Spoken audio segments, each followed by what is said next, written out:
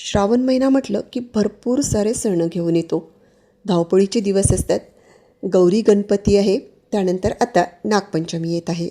जवळपास सर्वांच्या घरी फुलोरा असतो. तर ह्या फुलोऱ्यासाठी तिळाच्या करंज्या, पिठीच्या करंज्या आणि पापडी कशी बनवायची ते आपण आज बघणार आहोत. अगदी सोप्या पद्धतीने बनवणार आहोत. झटपट बनते आणि खुसखुशीत तर इतकी बनते ना की तोंडात टाकल्याबरोबर तुमची करंजी विरघळून जाईल. चला तर मग लगेच रेसिपीला सुरुवात करूया. आणि रेसिपी आवडल्यास वैशालीज रेसिपीला सबस्क्राईब करा.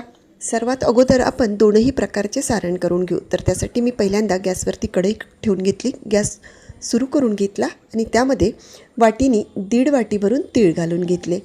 तीळ आपल्याला इथे आता सर्वात अगोदर खमंग भाजून घ्यायचे. तीळ भाजताना सतत व्हिडिओमध्ये दिसत असल्याप्रमाणे हलवत राहायचे आणि खमंग सुगंध सुटेपर्यंत तीळ भाजून घ्यायचे. हे मुळातच चवीला हलकेसे कडवट असतात आणि ते जर थोडेसे जरी जास्त भाजले गेले ना तर ते खायला कडू लागतात. त्यामुळे तीळ भाजताना अगदी सावकाश भाजून घ्यायचे.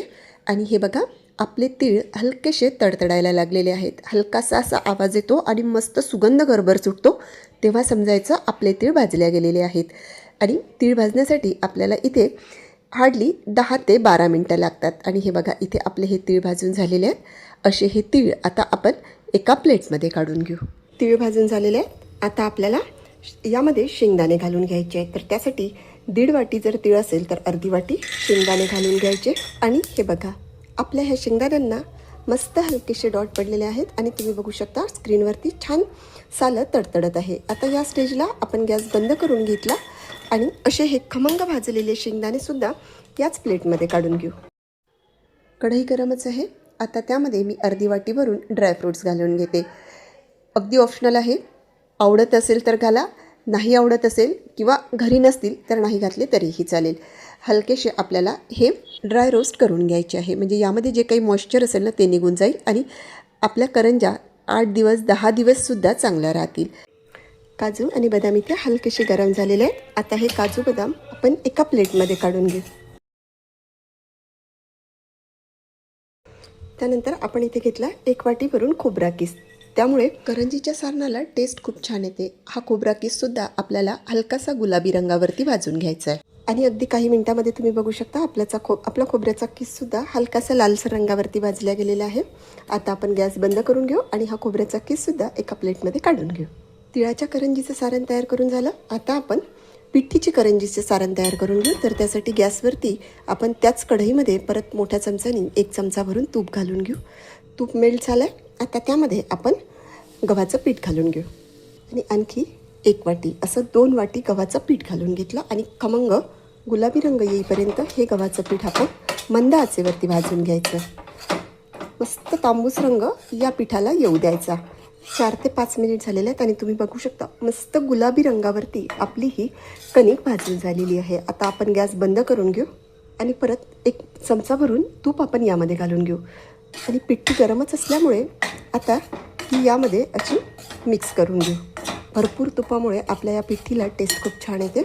आणि तुम्ही कलर बघू शकता, मस्त लालसर कलरवरती पिठी भाजून घेतलेली आहे मी आणि अगदी मंद आचेवरती भाजून घेतली. पिठी भाजण्यासाठी बिलकुल घाई करायची नाही. मस्त मंद आचेवरती पिठी भाजून घ्यायची. तूप यामध्ये व्यवस्थित मिक्स झालेलं आहे आणि गॅस मी आधीच बंद केलेला होता. त्यामुळे आता ही पिठी आपण गार करून घेऊ. आता आपल्याला वरील जी पाती असते त्या पातीसाठी लागणारं पीठ मळून घ्यायचं आहे. तर त्यासाठी इथे अंदाजे 1 पाव किलो मी मैदा घेतला. त्यामध्ये अर्धी वाटी भरून बारीक रवा घालून घेतला. 1 अर्धा चमचा भरून मीठ घालून घेतलं आणि हे सगळं हाताच्या साहाय्याने व्यवस्थित मिक्स करून घेतलं. आता यामध्ये आपल्याला मोहन घालून घ्यायचं आहे. तर त्यासाठी मोठ्या चमच्याने 1 चमचा भरून तेल कडकडीत धूर निघेपर्यंत तापून घ्यायचं. मैद्यावरती घालून घ्यायचं आणि चमच्याच्या साहाय्याने मिक्स करून घ्यायचं. तेल हलकंसं थंड झालं की हाताच्या साहाय्याने चोळून सगळ्या पिठाला एकसारखं लावून घ्यायचं. व्हिडिओमध्ये दिसत असल्याप्रमाणे पिठाची मूठ बांधून बघायची. इझिली मूठ बांधत आहे म्हणजे आपण घातलेलं मोहन अगदी व्यवस्थित झालेलं आहे. आता त्यामध्ये थोडं थोडं पाणी घालून ज्याप्रमाणे आपण पोळीसाठी कणिक भिजवतो अगदी तशीच इथे आपल्याला कणिक भिजवून घ्यायची आहे. यावरती झाकण ठेवून आपल्याला 15 ते 20 मिनटं किंवा अर्धा तास ही कणिक अशीच मुरू द्यायची आहे. म्हणजे यामध्ये जो आपण रवा घातलेला आहे तो रवासुद्धा छान फुलून येईल. ही कणिक आता आपण बाजूला ठेवून घेऊ आणि त्यानंतर आपण सारण तयार करून घेऊ. तर त्यासाठी आपण घेतलं इथे मिक्सरचं पॉट. सर्वात अगोदर आपण पिठीच्या करंजीची पिठी तयार करून घेऊ. 2 वाट्या पिठीला आपण 1 वाटी भरून साखर घेतली, त्यामध्ये 4 ते 5 विलायची घालून घेतली, थोडासा जायफळाचा तुकडा घालून याची प्लेन पावडर तयार करून घ्यायची. अशी ही तयार पिठी साखर आपल्याला भाजून घेतलेल्या पिठामध्ये घालून घ्यायची आहे. भाजून घेतलेल्या खोबरा किसामधून अर्धा खोबरा किस घालून घ्यायचा आणि अर्धा चमचा भरून मीठ यामध्ये घालून घ्यायचं. कुठल्याही गोडाच्या पदार्थामध्ये मीठ घातलं ना तर त्या पदार्थाला खूप छान टेस्ट येते. हे सगळं हाताच्या साहाय्याने व्यवस्थित मिक्स केलं की आपली पिठीच्या करंजीसाठी लागणारी पिठी तयार झालेली आहे. ही पिठी आपण बाजूला ठेवून घेऊ आणि त्यानंतर तिळाच्या करंजीसाठी लागणारं सारण तयार करून घेऊ. तर त्यासाठी मी इथे मिक्सरचं पॉट घेतलं, त्यामध्ये आपण भाजून घेतलेले तीळ आणि शेंगदाणे घालून घेतले. मिक्सरमधून छान रवाळ फिरवून घेतले. बिलकुल जास्त बारीक करायचे नाही, नाहीतर त्याचं तेल निघतं. हे बघा, असं व्हिडिओमध्ये दिसत असल्याप्रमाणे जाडसर हे मिक्सरमधून काढून घ्यायचं आहे. त्यानंतर आपल्याला यामध्ये गूळ घालून घ्यायचं आहे. तर आपण इथे 1 वाटी भरून पहिल्यांदा गूळ घालून घेऊ. पल्स मोडवरती फिरवून गूळ या सारणामध्ये व्यवस्थित मिक्स करून घेऊ. ही अगदी सोपी पद्धत आहे मैत्रिणींनो. तुम्ही एकदा या पद्धतीने गूळ मिक्स करून बघा. हाताने गूळ मिक्स करण्यापेक्षा अशा पद्धतीने मिक्स केलेला गूळ छान मिक्स होतो, सगळीकडे एकसारखा होतो. आता आपल्याला गुळाचं प्रमाण कमी वाटत असल्यामुळे मी आणखी अर्धी वाटी गूळ यामध्ये घालून घेतला. त्यानंतर आपण भाजून घेतलेले ड्रायफ्रूट्स घालून घेतले आणि पल्स मोडवरती परत एकदा फिरवून घेतलं. आणि हे बघा, इथे काजू आणि बदामचे सुद्धा छान जाडसर तुकडे तयार झालेले आहेत आणि गूळ तर खूप छान मिक्स झालेला आहे. इथे आपलं हे तिळाच्या करंजीचं सारणसुद्धा तयार झालेलं आहे. असं हे तयार सारण आता आपण एका बाउलमध्ये काढून घेऊ. मिक्सरच्या पॉटमध्ये 1 चमचा भरून साखर घालून त्यामध्ये 7 ते 8 वेलची बारीक करून घेतल्या आणि अशी ही तयार वेलची पूड आता आपण या सारणामध्ये घालून घ्यायची. त्यानंतर भाजून घेतलेला खोबऱ्याचा किस घालून घ्यायचा. हाताच्या साहाय्याने व्यवस्थित मिक्स करून घ्यायचा. इथे आपलं हे तिळाच्या करंजीचं सारणसुद्धा तयार झालेलं आहे. हे सारण आता आपण बाजूला ठेवून घेऊ. हे सगळं करेपर्यंत आपण भिजवून घेतलेला मैदासुद्धा छान मुरलेला आहे. आता हा मैदा आपल्याला हाताच्या साहाय्याने मस्त मळून घ्यायचा आहे. त्यानंतर त्यामधून एक छोट्या पुरी एवढा गोळा काढून घ्यायचा. कोरड्या पिठामध्ये बुडवून घ्यायचा आणि ज्याप्रमाणे आपण पुरी लाटतो तशीच पुरी आपल्याला इथे पोळपाट लाटण्याने लाटून घ्यायची आहे. फक्त आपल्याला पुरी ही गोल असते आणि यासाठी लागणारी पाती आपल्याला हलकीशी लांबट लाटून घ्यायची आहे. बघा, व्हिडिओमध्ये दिसत असल्याप्रमाणे आपल्याला गोलसर लांब अशी पुरी लाटून घ्यायची आहे, म्हणजे ओव्हल शेपची पुरी इथे लाटून घ्यायची आहे. हे बघा, इथे आपली पाती लाटून झालेली आहे. त्यानंतर आपल्याला लागेल इथे साचा. तर असे वेगवेगळ्या आकाराचे साचे असतात, तर त्यापैकी आपण एक साचा घ्यायचा. तर आता मी हा साचा घेते, त्यावरती पहिल्यांदा असं पीठ लावून घेते. म्हणजे ही जी पाती आहे ना, ही पाती याला चिकटणार नाही. असा पकडायचा साचा. जे दाते असतात ते या साईडनी घ्यायचे आणि दात्याच्या साईडनी पाती जी आहे ती अगदी कमी ठेवायची आणि या साईडनी दुसऱ्या साईडनी म्हणजे ज्या साईडनी प्लेन पार्ट आहे त्या साईडनी पाती जास्त ठेवायची.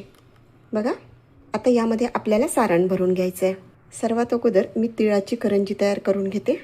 त्यामुळे यामध्ये आता आपण तिळाचं असं 2 चमचे भरून सारण भरून घेऊ. बोटाच्या साहाय्याने सारण पूर्ण करंजीवर व्यवस्थित पसरवून घेऊ. ज्या साईडला साच्याचे दाते आहेत त्या साईडला आपल्याला पाणी लावून घ्यायचं आहे. व्हिडिओमध्ये दिसत असल्याप्रमाणे संपूर्ण साईडनी आपण असं गोल पाणी लावून घ्यायचं. त्यानंतर दुसरी बाजू त्यावरती दुमडून घ्यायची. हाताला थोडंसं कोरडं पीठ घ्यायचं आणि व्यवस्थित पॅक करून घ्यायची.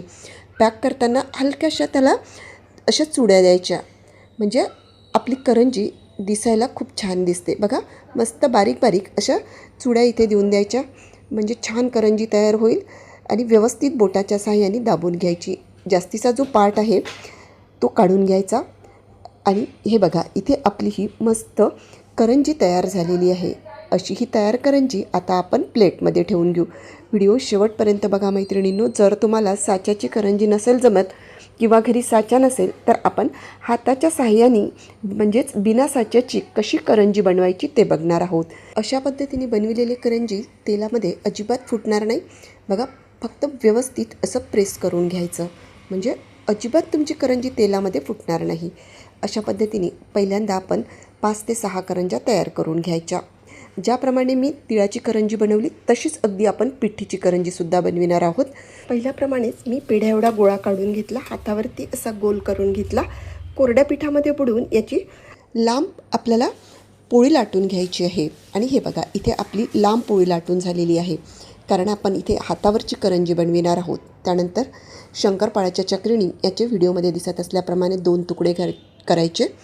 एक तुकडा काढून घ्यायचा, दोनही साईडला पाणी लावून घ्यायचं. व्हिडिओमध्ये दिसत असल्याप्रमाणे एकावरती एक व्यवस्थित दुमडून घ्यायचं, व्यवस्थित पॅक करून घ्यायचं. त्यानंतर 2 बोटाच्या मध्ये व्हिडिओमध्ये दिसत असल्याप्रमाणे पकडून त्यामध्ये सारण भरून घ्यायचं. बोटाने दाबून दाबून सारण भरायचं आणि वरूनसुद्धा थोडं पाणी लावून व्यवस्थित पॅक करून घ्यायचं, म्हणजे करंजी आपली तेलामध्ये उकळणार नाही. पॅक करून झालं की व्हिडिओमध्ये दिसत असल्याप्रमाणे बोटाच्या मध्ये पकडून त्याला व्यवस्थित आकार देऊन द्यायचा. आणि जो जास्तीचा जो पार्ट आहे तो शंकरपाळ्याच्या चकरीने कापून घ्यायचा आणि व्यवस्थित शेप याला देऊन द्यायचा. इथे आपली ही हातावरची करंजी तयार झालेली आहे. अशी ही तयार करंजीसुद्धा आता आपण एका प्लेटमध्ये ठेवून घेऊ. आणि अशाच पद्धतीने इथे 4 ते 5 हातावरच्या करंज्या आणि 4 ते 5 साच्यावरच्या करंज्या करून घेऊ. आणि हे बघा इथे आपल्या ह्या हातावरच्या करंज्या आणि साच्याच्या करंज्या तयार करून झालेल्या आहेत. आता ह्या करंज्या आपल्याला तळून घ्यायच्या आहेत. तर त्यासाठी गॅसवरती तेल ठेवून तेल आपण इथे मध्यम तापवून घेतलेलं आहे. आणि एक एक करत आपण यामध्ये करंजी घालून घ्यायची. कढईमध्ये बसतील तेवढ्या करंज्या घालून घ्यायच्या. खालच्या साईडने हलक्याशा करंज्या कडक झाल्या की झाऱ्याच्या साहाय्याने पलटवून घ्यायच्या आणि दोन्ही साईडनी अलटीपलटी करून खमंग करंज्या तळून घ्यायच्या. लोऱ्यासाठी पांढरी करंजी छान वाटते, त्यामुळे हलकीशी पांढरी असतानाच करंजी तेलामधून काढून घ्यायची. आणि अशी खाण्यासाठी मात्र थोडीशी लालसर करंजी खायला खूप छान लागते. त्यामुळे फुलोऱ्यापुरत्या पांढऱ्या काढायच्या आणि त्यानंतर खाण्यासाठी मस्त हलक्याशा गुलाबी रंगावरच्या करंज्या तळून घ्यायच्या. आणि हे बघा इथे आपल्या ह्या करंज्या छान तळून झालेल्या आहे. अशा ह्या तयार करंज्या थोडं तेल झारून एका प्लेटमध्ये काढून घेऊ. तुम्ही बघू शकता मैत्रिणींनो, छान बबल आपल्या या पातीला आलेले आहे. त्याच्यावरूनच तुमच्या लक्षात येईल की आपली करंजी मस्त खुसखुशीत झालेली आहे. तेल गरमच आहे. आता त्यामध्ये आपण साच्यावरती तयार करून घेतलेल्या करंज्या घालून घेऊ. कढईत बसतील तेवढ्या करंज्या घालायच्या. खालच्या साईडनी हलक्याशा कडक झाल्या की झाऱ्याच्या साहाय्याने परतवून घ्यायच्या आणि दोनही साईडनी छान तळल्या गेल्या की करंज्या प्लेटमध्ये काढून घ्यायच्या. अशाच पद्धतीने आता इथे आपण तिळाच्या आणि पिठीच्या संपूर्ण करंज्या तयार करून घेऊ. करंज्या तयार झालेल्या आहे. त्यानंतर आपल्याला फुलोऱ्यासाठी पापड्या लागतात. भिजवलेल्या पिठामधूनच छोट्या छोट्या व्हिडिओमध्ये दिसत असल्याप्रमाणे 5 किंवा 7 पुऱ्या लाटून घ्यायच्या. त्याला काट्या चमच्याने टोचून घ्यायचं आणि गरम तेलामध्ये सोडून पांढऱ्या रंगावरतीच ह्या पुऱ्या आपल्याला तळून घ्यायच्या आहेत, कारण फुलोऱ्यासाठी पांढऱ्या रंगाची पाती छान दिसते. आणि हे बघा इथे आपल्या ह्या पुऱ्यासुद्धा तळून झालेल्या आहेत, म्हणजे फुलोऱ्यासाठी लागणाऱ्या पापड्यासुद्धा तयार झालेल्या आहेत. संपूर्ण पापड्या करंज्या तळून झालेल्या आहे आणि तुम्ही बघू शकता मस्त कुरकुरीत झालेले आहेत. आता यामधून आपण एक फोडून बघू. बघा मस्त खुसखुशीत झालेली आहे. छान सारण यामध्ये भरल्या गेलेलं आहे आणि चवीला तर अतिशय अप्रतिम लागते. तर आजचा व्हिडिओ तुम्हाला कसा वाटला? व्हिडिओ थोडा जरी आवडला असेल तर व्हिडिओला लाईक करा, चॅनलला सबस्क्राईब करा, तसेच बेल आयकॉन क्लिक करून ऑलवरती सुद्धा प्रेस करा. तसेच कुठल्या शहरामधून तुम्ही माझा व्हिडिओ बघताय ते सुद्धा कमेंट करायला विसरू नका. चला तर मग भेटूया पुन्हा एकदा अशाच मस्तशा व्हिडिओमध्ये. धन्यवाद.